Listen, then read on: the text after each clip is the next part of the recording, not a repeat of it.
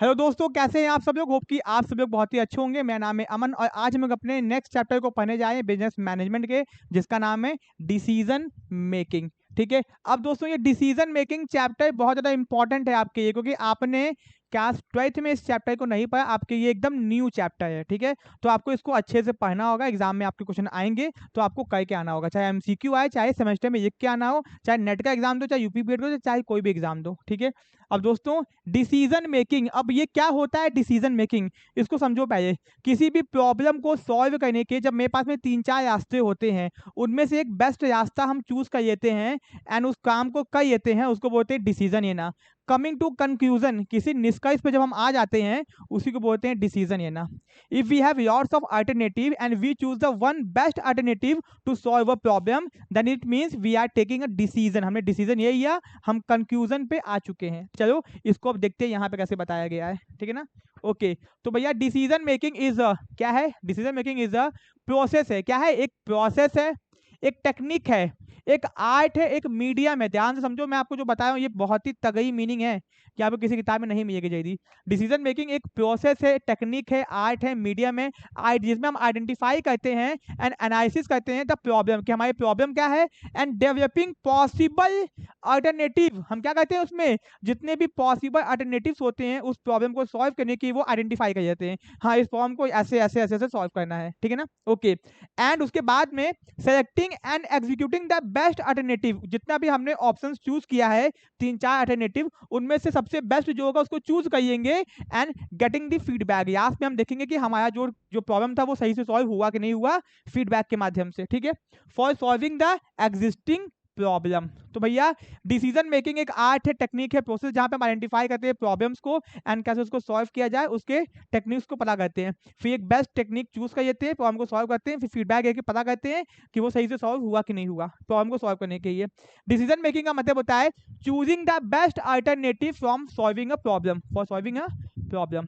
ठीक है ना। ओके, ये आपका हो गया।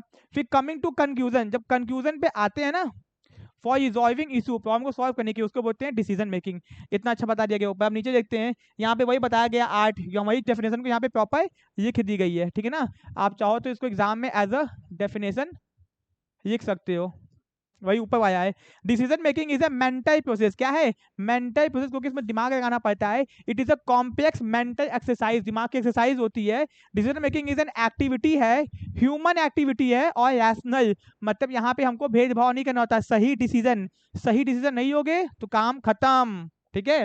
चलो अब कैरेक्टरिस्टिक्स ऑफ डिसीजन मेकिंग, क्या क्या फीचर्स होते हैं डिसीजन मेकिंग के, हेडिंग्स याद करनी है आपको basically. Decision making is a selective process. क्या है? एक सेलेक्टिव प्रोसेस है, जहां पे हमको सेलेक्ट करना पड़ता है क्या, एक अच्छा डिसीजन। 3-4 ऑप्शन होंगे, उनमें से एक बेस्ट ऑप्शन को चूज करना होता है। लिखने के भी लिखा गया है, if there is one solution to problem there is no need of decision making. ठीक है ना। In decision making we have to select a best alternative from the various alternative. ये हो गया। Decision making is an intellectual activity. Intellectual इसको हम लोग इसलिए बोलते हैं जहां पे हमको दिमाग लगाना पड़ता है, किसी भी काम करने के जब दिमाग लगाना पड़ता है ना, उसको बोलते हैं intellectual activity. Decision making is situational है, क्योंकि भैया हम लोग किसी भी सिचुएशन में ही डिसीजन को लेते हैं, अकॉर्डिंग टू सिचुएशन हम लोग डिसीजन लेते हैं। ठीक है ना। Decision making is a individualistic activity, मतलब एक इंसान डिसीजन लेता है, इंडिविजुअल। ठीक है ना। ये ग्रुप एक्टिविटी नहीं होता, हम सबके डिसीजन नहीं ले सकते, हम अपने डिसीजन लेते हैं। ठीक है ना। Decision making is a means not and in itself, ये एक मींस, ये एक तरीका है, ये किसी चीज का अंत नहीं है। मतलब कि it does not solve a problem, या it helps to solve problem, ये हमको प्रॉब्लम को सॉल्व करने में हेल्प करता है, प्रॉब्लम को सॉल्व ही नहीं कर देता है, सॉल्व करने में हेल्प करता है। Decision making always has a purpose, हमारा कोई पर्पस होता है तभी हम लोग डिसीजन लेते हैं। बिना पर्पस के कोई आप तो सॉल्यूशन करोगे नहीं, प्रॉब्लम होगा तब ना सॉल्यूशन होगा। Decision making is a universal activity. Universal का मतलब होता है जो हर जगह अप्लीकेबल होती है। आप हर जगह, हर दिन, हर टाइम आप डिसीजन लेते हो। टीवी खोलते हो, क्या देखें, तारक मेहता का उल्टा चश्मा देखें कि न्यूज देखें कि क्या देखें, डिसीजन। 3-4 ऑप्शन है, डिसीजन। सब्जी खरीदना है, कौन सा सब्जी खरीदना, डिसीजन। इसको जाना नहीं जाना, डिसीजन। ठीक है। It is a continuous activity, ये क्या है, कॉन्टिन्यूस, हम लोग डिसीजन लेना कभी भी खत्म नहीं करते, ये एक नेवर एंडिंग प्रोसेस होता है। डिसीजन मेकिंग अफेक्ट सिचुएशन और get affected by it, situation से ये अफेक्ट होता है और सिचुएशन भी इससे अफेक्ट होती है। ठीक है ना। Decision making is a pervasive act, pervasive का मतलब ही होता है यूनिवर्सल, ये और ये सेम है, ये सॉरी ये नहीं, ये आजा। ठीक है ना। ये वाला और ये वाला क्या है, सेम है, ठीक है ना। ह्यूमन एंड मेंटल प्रोसेस, ये कि इंसान का प्रोसेस है, इंसान करता है डिसीजन मेकिंग, और मेंटल प्रोसेस है एक्शन ओरिएंटेड अप्रोच, यहाँ पे हमको कोई ना कोई एक्शन लेना पड़ता है, और डिसीजन मेकिंग में भी पॉजिटिव और नेगेटिव नेचर हो सकता है कि पॉजिटिव डिसीजन हो सकता है कि नेगेटिव डिसीजन हो भाई साहब। किसी को मारने का डिसीजन आपने लिया तो वो नेगेटिव हो जाएगा ना, ठीक है। चलो अब आता है दोस्तों प्रोसेस ऑफ डिसीजन मेकिंग, कि डिसीजन मेकिंग का प्रोसेस क्या होता है। तो यहाँ पे देखियो, यहाँ मैंने बना दिया है चार्ट। पहला कि आइडेंटिफिकेशन ऑफ प्रॉब्लम, आप प्रॉब्लम को पता करो कि प्रॉब्लम क्या है। सबसे पहले क्या भैया, आइडेंटिफिकेशन ऑफ प्रॉब्लम। चलो देखते हैं। First of all it should be determine exactly what the problem is. Problem क्या है, writing down the problem in precise term. Problem को पहिए अच्छे से लिखो कि प्रॉब्लम क्या है भैया। प्रॉब्लम में कंफर्म नहीं होगा तो कैसे होगा डिसीजन, ठीक है ना। It helps to contribute resolving what is one is trying to do. इससे हमको पता चलेगा कि हमको क्या सॉल्व करना है। प्रॉब्लम को पहिए अच्छे से समझो, ठीक है ना। It is aptly mark that problem well stated is half solved. अगर आपने प्रॉब्लम को अच्छे से समझ लिया तो आधी प्रॉब्लम तो वहीं सॉल्व हो गई ना भाई साहब, ये कहने का मतलब है। Also knowing exactly what the problem is and well help you whether it is यही सिग्निफिकेंट। पहले तो ये पता करो प्रॉब्लम क्या है, और फिर ये देखो क्या वो प्रॉब्लम सच में है भी कि नहीं है, कि आपको केवल यह गया है कि प्रॉब्लम है। चलो प्रॉब्लम पता करिए। दूसरा एनालाइजिंग द प्रॉब्लम, उस प्रॉब्लम को क्या करो, एनालिसिस करो। एनालिसिस मतलब होता है कि उसके ये इंफॉर्मेशन गैदर करो। क्या करो, इंफॉर्मेशन को गैदर करो, इंफॉर्मेशन इकट्ठा करो। After defining the problem, the next step is to process of decision making is to analysis the problem. Problem को analysis करो। This step call for through analysis। इसका मतलब क्या होता है, it consists of two important tasks। पहला classification of problem and collection of fact। Problem को अपने छाटो भैया, क्लासीफाई करो कि प्रॉब्लम एक्चुअल में है किस जगह पे, और फैक्ट इकट्ठा करो चीजों को, ठीक है ना। Okay, in the words of डेकाई, it is necessary to classify the problem in order to know what must make the decision. अगर प्रॉब्लम को क्लासीफाई नहीं करोगे तो डिसीजन अच्छे से नहीं ले पाओगे, ये डेकाई का कहना है। Who must be considered in making it and who must be informed. किसको बताना चाहिए, किसको बताना नहीं चाहिए आपको। Without prior classification the effectiveness of the ultimate decision is seriously endangered. अगर आपने क्लासिफाई नहीं किया तो आपका डिसीजन खराब हो सकता है भाई साहब। For classification alone can show who has to do in order to convert decision into effective action। तो क्लासिफिकेशन करना बहुत जरूरी है। चलो हो गया। अब भैया डेवलपिंग अल्टरनेटिव, इसको मैं पढ़ नहीं जाऊँ, मैं आपको बता देता हूँ। इसका मतलब क्या होता है, जितने भी अल्टरनेटिव है वो डेवलप कर लो। अब आपको देखो प्रॉब्लम पता है तो आपको सॉल्यूशन भी पता होगा, तो जितने भी सॉल्यूशन है उसको क्या कर लो, डेवलप कर लो। 1 2 3 4 5 6 उनके फायदे नुकसान सब आराम से बगल में लिख लो कि हाँ इतने इसको लेंगे, इसका फायदा भी है, इसका नुकसान भी है, ठीक है। The third step in the decision making is to develop alternative solutions, ठीक है ना। In fact question of the decision making does not arises if there is only one way of solving. अभी किसी भी प्रॉब्लम को solve करने का एक तरीका तो होगा नहीं, एक से ज्यादा तरीके होंगे, तो सारे तरीके भैया निकाल लो।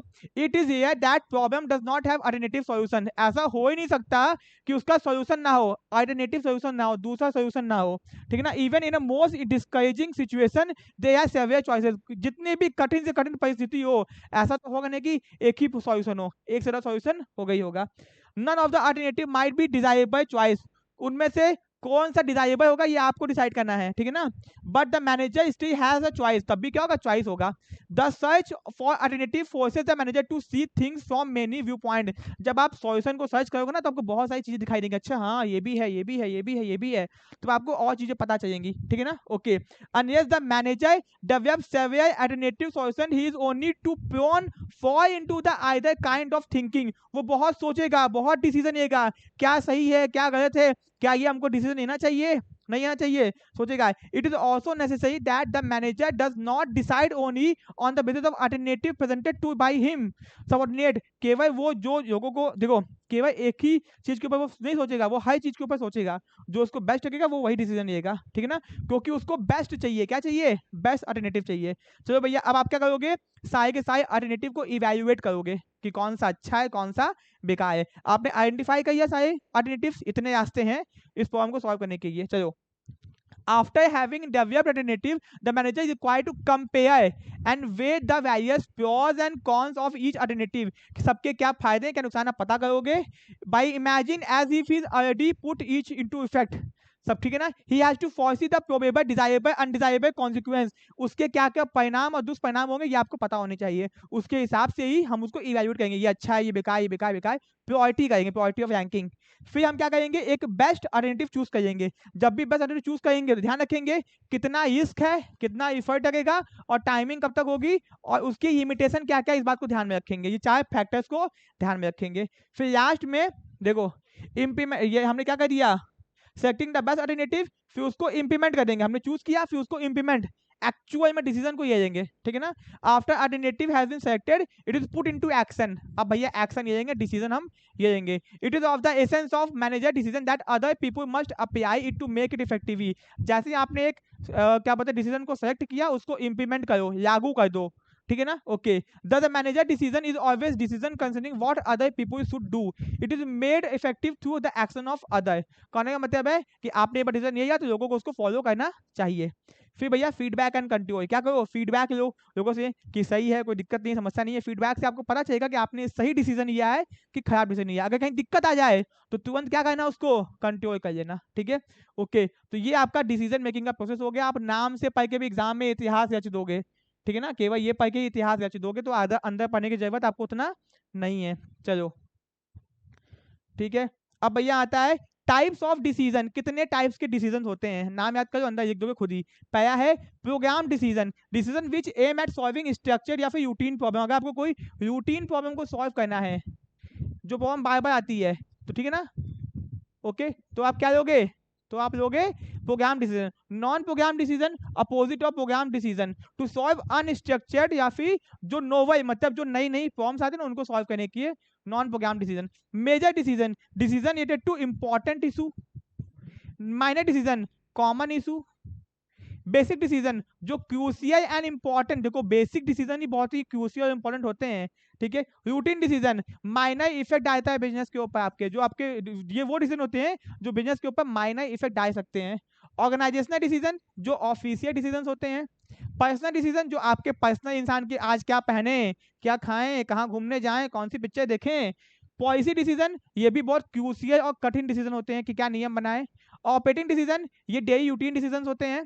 इंडिविजुअल डिसीजन मैंने बता दिया। ग्रुप डिसीजन, जब आप किसी ग्रुप ऑफ पीपल के, ये लोगों के डिसीजन लेते हो, एंड ये वही आपको 2 बार में आ गया, ठीक है ना। चलो अब दोस्तों importance of decision making, decision making के फायदे क्या क्या है, अगर आपने अच्छा डिसीजन लिया तो उसके क्या क्या फायदे हैं। पहला फायदा है कि आप चीजों का अच्छे से रिसोर्सेज का इस्तेमाल कर पाओगे, क्योंकि अच्छे डिसीजन का मतलब होता है कि चीजों का मैक्सिमम यूज करना, ठीक है। फिर ये आपका बेटर ये हो गया, फिर 2 बार आ गया, कोई बात नहीं, ठीक है ना। ओके, फिर आपका है फेसिंग प्रॉब्लम्स एंड चेंजेस, आप प्रॉब्लम को चेंजेस को फेस कर पाओगे। बिजनेस की आपकी ग्रोथ होगी, क्योंकि अच्छा डिसीजन मतलब बिजनेस की ग्रोथ होगी। अपने ऑब्जेक्टिव को आप लोग अचीव कर पाओगे, एंड आपकी एफिशिएंसी क्या हो जाएगी, आपकी आपकी काम करने की क्षमता बढ़ जाएगी, ठीक है ना। ओके, अब दोस्तों टेक्निक्स ऑफ डिसीजन मेकिंग, ये टेक्निक्स क्या है, 2 3 4 5, ठीक है ना, ये आपकी टेक्निक्स है। ओके, तो ये हम लोग जो है अपने नेक्स्ट पार्ट में देखें कि इसी पार्ट में खत्म करिए, ठीक है ना, ज्यादा तो नहीं है, तो इसको हम लोग इसी पार्ट में खत्म कर दें। टेक्निक्स ऑफ डिसीजन मेकिंग, कि कितनी टेक्निक्स होती हैं उसको देखते हैं। पहला होता है ब्रेनस्टॉर्मिंग टेक्निक, ये क्या होती है, देखो तो भैया ब्रेनस्टॉर्मिंग एक ऐसी टेक्निक होती है जहां पे बहुत सारे लोग आते हैं, बैठते हैं और आपस में डिस्कशन करते हैं। जब 10 लोग डिस्कस करते हैं ना, 10 लोगों के पास से 10 व्यू पॉइंट निकल के आते हैं, तो एक अच्छा डिसीजन लेने में हेल्प होता है। अब अकेले डिसीजन मत लेना, कभी आपको कोई काम है ना तो 10-20 लोगों को बैठाओ, वो बैठ के डिस्कस करें उस बात के ऊपर, तो सबके अपने अपने विचार निकल के आएंगे। हो सकता है कि किसी का विचार, किसी का पॉइंट आपको अच्छा लगे और वो सही सॉल्यूशन हो आपके प्रॉब्लम का, ठीक है। तो वही बोला है it is a group decision making, क्या है यहाँ पे ग्रुप में बैठ के आपको डिसीजन लेना पड़ता है, where a selected group of persons together and discuss the problem through with open mind, अपने दिमागों को खुला के खुले विचार से चीजों को डिस्कस करते हैं। The option offered by participant for solving the, उनको भैया एक ऑप्शन दिया गया कि आपको प्रॉब्लम को सॉल्व करना है, क्रिटिकली एग्जामिन करके finally all the members try to arrive consequence formula और स्ट्रेटेजी, वो क्या करेंगे, हर पहलू को ध्यान में रखेंगे और चीजों पे बैठ के डिस्कस करेंगे, ठीक है ना। डिस्कस करने से एक अच्छा सॉल्यूशन निकल के आ जाएगा, ठीक है ना। This technique is very popular in business organization because it is democratic nature, क्योंकि आप बैठ के चीजों को समझ रहे हो एक दूसरे के साथ में, इसी इसको डेमोक्रेटिक बोला गया है। And provide opportunity to jointly develop a scientific solution to problem, ठीक है ना। That this technique is more useful in those cases where problem is specific nature and can be easily define, जहां पे problem specific है जिसको आसानी से आप समझ सकते हो, वहां पे इसको सॉल्व कर सकते हो। Moreover the basic purpose of brainstorming is to develop many alternative as such possible to solve the problem. इसका मेन काम ये भी होता है कि आप ज्यादा से ज्यादा अल्टरनेटिव्स मतलब कि सॉल्यूशंस को पता कर सको, फिर उनमें से एक बेस्ट चूज करियो। इसको बोलते हैं ब्रेनस्टॉर्मिंग, 10 दिमाग लगा के डिसीजन लेना। फिर आता है नॉमिनल ग्रुप टेक्निक। ये क्या होता है? It is a modified form of brainstorming technique. In this technique, the selected group of person are requested not to discuss their solutions in open but write to these in a piece of paper। कि आपको open में discuss नहीं करना है, आप एक piece of paper में अपना सॉल्यूशन लिख दो। Once the exercise is completed, each member is required to explain his idea। वो बाद में क्या करेगा? अपने आइडिया को एक्सप्लेन करेगा, which is discussed in detail one by one। सब लोग अपने आइडिया को वन बाय वन डिस्कस करेंगे, ठीक है ना। After evaluating the merit and demerit of all the idea given by the member, a final decision is taken। सबके ideas को, सबके फाइनल नुकसान देख के फाइनल डिसीजन क्या किया जाएगा? आइदर वोटिंग से हम लोग डिसाइड करेंगे। This technique is better than brainstorming. ये उससे क्या है? अच्छी है, क्योंकि ब्रेनस्टॉर्मिंग में आपका आइडिया सुन के कोई अब दूसरा आपके हिसाब से ही एक नया सॉल्यूशन डिसाइड कर सकता है, ठीक है ना। Okay, it prevent the strong personality domination and also encourage member to think and develop their own ideas independently to solve the problem. क्योंकि आपको सामने एक बार पता ही नहीं है, अब अपना देखोगे वो अपना सोचेगा, इससे उसकी माइंड सेट पता चलेगी ना हमको। फिर डेल्फी टेक्निक, ये भैया बहुत इंपॉर्टेंट है, ये बहुत सारे एग्जाम्स में भी पूछा गया है। डेल्फी टेक्निक, तो ये क्या है? डेल्फी टेक्निक देखते हैं। It is a modified version of nominal group technique. ये एक मॉडिफाइड वर्जन है नॉमिनल ग्रुप टेक्निक का, इसके ऊपर वाले का, ठीक है ना। ये उसका भैया ब्रेनस्टॉर्मिंग का ये मॉडिफाइड है और नॉमिनल का डेल्फी टेक्निक मॉडिफाइड है। In this technique developed by Norman Delphi and Olaf hammer, इन्होंने दिया है the member do not sit together, वो साथ में नहीं बैठेंगे फॉर राइटिंग देयर सॉल्यूशंस, वो साथ में नहीं बैठेंगे to the problem, instead all the detail of the problem are sent to the concerned expert। they are requested to send their idea in writing to the center coordination on a pre-structured question आया। उनको भैया बहुत सारे लोगों को question भेज दिया जाएगा एक क्वेश्चन पेपर में, क्वेश्चन आया के फॉर्म में, ठीक है ना। प्रॉब्लम उसमें एक ही होगी और वो लोग उसमें पूरा सॉल्यूशन लिख के भेजेंगे एक बंदे को, ठीक है ना। In this way, none is able to influence other in offering solutions। एक दूसरे को अफेक्ट नहीं करेगा। The idea of received from the individual expert member are sent to other participants who are requested to reconsider their own views in the light of other ideas। अब देखो, मान लो एक बंदा मैं हूं, मैंने 10 लोगों को भैया प्रॉब्लम बता दी, सबने अपने अपने आइडिया के मुझे भेज दिया। अब मैं क्या करूंगा? एक का आइडिया दूसरों को भेजूंगा, दूसरा क्या करेगा? वो देखेगा उसका जो व्यू पॉइंट था जो सामने वाले ने, अब मैं दूसरे का दूसरे को भेज दूंगा, ठीक है ना। 10 लोग हैं, 10 ने मुझे अपना आइडिया भेजा। अब ए बंदा और बी बंदा है, मैंने ए बंदे का आइडिया बी को भेज दिया, बी का आइडिया ए को भेज दिया। अब ए वाया बी का देखेगा, कहेगा अच्छा उसने ये कहा, तो वो अपने विचार को या पॉइंट को चेंज कर सकता है उसके अकॉर्डिंग, ठीक है ना। Okay, this process of collecting opinion from all the member expert and giving feedback on the same other to individually is repeated several times until a consensus is reached among the experts for solving the problem। हम ये कहते रहेंगे जब तक हमको ये best solution ना मिल जाए, ठीक है ना। It is obviously a time consuming, ये टाइम कंज्यूमिंग है, कॉस्टली टेक्निक भी है, और decision making which is not very popular among the business houses, ये उतनी पॉपुलर भी नहीं है। In fact it is more useful in resolving broad based issue. बहुत बड़ी समस्या है तो उसके लिए काम की है, ठीक है ना। ओके, वरना ये एक आपके ये डिजास्टर मैनेजमेंट का काम करेगी, आपको बनाएगी नहीं बिगाड़ देगी। सिनेटिक्स एंड 2 बचा हुआ है। सिनेटिक्स क्या होता है? चलो देखते हैं सिनेटिक्स क्या है भाई साहब ये, ठीक है। Synectics is a Greek word which means synthesizing the various component, चीजों को इकट्ठा करके जोड़ना। It is an another technique of group decision making, ये एक अलग तरीका है, यहाँ पे भी ग्रुप में डिसीजन मेकिंग का तरीका है। Where emphasis is given to developing creative and innovative idea, जहां पे आपको बोला गया आप क्रिएटिव और इनोवेटिव आइडियाज लेके आइए, ठीक है ना, नए नए तरीके, ठीक है ना। Which attempt is made to carve out the ideal solution, जिससे हम एक अच्छे सॉल्यूशन तक पहुंच सके, ठीक है ना। In this technique a group of selected expert, यहाँ पे कुछ लोग होते हैं जो एक्सपर्ट होते हैं ग्रुप में विद डिफरेंट बैकग्राउंड, उनका बैकग्राउंड अलग अलग होता है, स्पेशलिटी, कोई डॉक्टर होगा, कोई इंजीनियर होगा, कोई साइंटिस्ट, कुछ भी हो सकता है भाई, अलग अलग होगा। वो लोग बिफोर हुम द कोऑर्डिनेटर क्या होगा? सिट टुगेदर, आपस में बैठेंगे, before whom the coordinator places the detail of the problem, उसके पहिए उनको प्रॉब्लम बता दी जाएगी, and request them to think and उनसे बोलेगा भैया आप सोचो एंड डेवलप करो non traditional ideas for tackling the problem. Traditional नहीं, जो प्रॉब्लम सॉल्यूशन जो आसानी से होंगे वो नहीं, कुछ क्रिएटिव सॉल्यूशन बताओ हमको, ठीक है ना। Sometime the coordinator does not allow a member to leave the room till he develops one's original idea. वो तब तक रूम से नहीं जाएगा, कोऑर्डिनेटर जो मेन बंदा होगा, तब तक एक अच्छा आइडिया ना आ जाए। He also help and estimate the member to come out with their imaginative solutions. After the development of such idea, the final solution is chalked out through discussion. तो भैया इसी तरीके से एक अच्छा तरीका ढूंढ लिया जाएगा, ठीक है ना। अब अपना ये है लास्ट, क्या है, ऑपरेशन रिसर्च टेक्निक, ठीक है ना। चलो ये क्या है, it is a quantitative approach. क्या है, क्वांटिटेटिव, मतलब कि यहाँ पे नंबर या फिर मैथमेटिक्स का इस्तेमाल करने वाले हैं to decision making where applied mathematical and statistical method. मतलब मैथमेटिक्स का इस्तेमाल करेंगे और स्टैट्स का इस्तेमाल करेंगे to find out some basic pattern and relationship among the numbers of variable factor in any operating situation. मतलब कि मैथमेटिक्स का इस्तेमाल करने वाले हो और स्टैट्स का इस्तेमाल करने वाले प्रॉब्लम को सॉल्व करने के लिए। Basically it apply the probability and sampling theory for mathematical analysis and synthesis of a problem through establishment of significant relationship। हम क्या करेंगे, प्रॉब्लम को नंबर्स के फॉर्म में देखेंगे एंड उसको सॉल्व करने की कोशिश करेंगे, ठीक है ना। In fact the various factors of a problem are defined in quantitative term. जितने भी चीजें होंगी उसको नंबर के फॉर्म में कन्वर्ट कर देंगे, ठीक है ना। एग्जांपल, एक्सीडेंट बहुत ज्यादा हो रहे हैं तो कैसे उसको रोका जाए, कितने एक्सीडेंट हो रहे हैं, मेल के कितने, फीमेल के कितने, किस स्टेट में कितने हो रहे हैं, टैक्स से कितने, बाइक से कितने।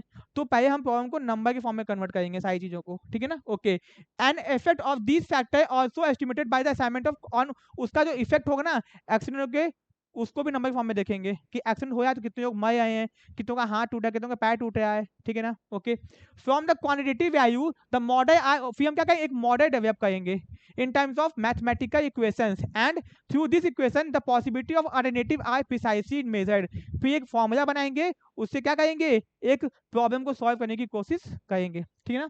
Finally, the best alternative is selected for solving the problem. It is widely believed that the term operation research was used first time। सबसे पहले मैक्रोसी टेफेक्ट ने यूएसए में इसको इस्तेमाल किया था ऑपरेशन रिसर्च को। Some of the important operation research technique आए, क्या क्या है, game theory, queuing theory, decision tree theory, linear programming, program evaluation review technique जिसको पीईआरटी बोलते हैं, पीईआरटी बोलते हैं, and CPM critical path method.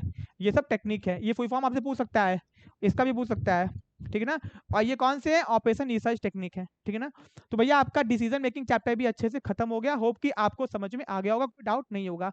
दोस्तों ऐसे ही वीडियोस के बने रहिए, कोर्सेज को ज्वाइन करने के लिए आप लोग क्या बोलते हैं, चैनल को सब्सक्राइब कर लीजिए, कमेंट बॉक्स में कमेंट करिए, कोई डाउट है तो कोर्सेज को ज्वाइन करने के लिए हम लोग के नंबर पे कांटेक्ट कर सकते हैं। नंबर आपको मिल जाएगा भैया, नंबर है हम लोग का, देख लो 7007117081, ठीक है ना, 7081 ये अपना नंबर है, इस पे आप कांटेक्ट कर सकते हो और कॉमर्स ऐप को डाउनलोड कर लो। मिलते हैं अपने नेक्स्ट पार्ट में, थैंक यू सो मच।